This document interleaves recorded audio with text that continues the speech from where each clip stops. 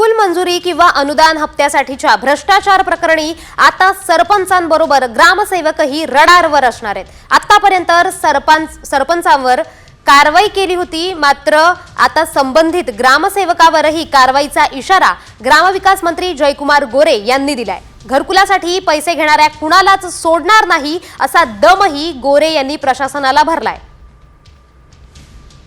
घरकुल भ्रष्टाचार प्रकरणी आता ग्रामसेवकावरही कारवाई होणार आहे।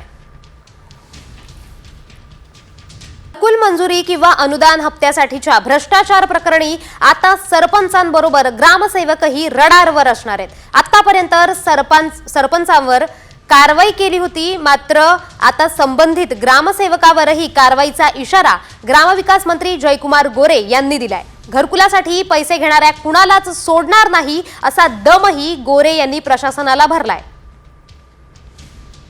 घरकुल भ्रष्टाचार प्रकरणी आता ग्रामसेवकावरही कारवाई होणार आहे।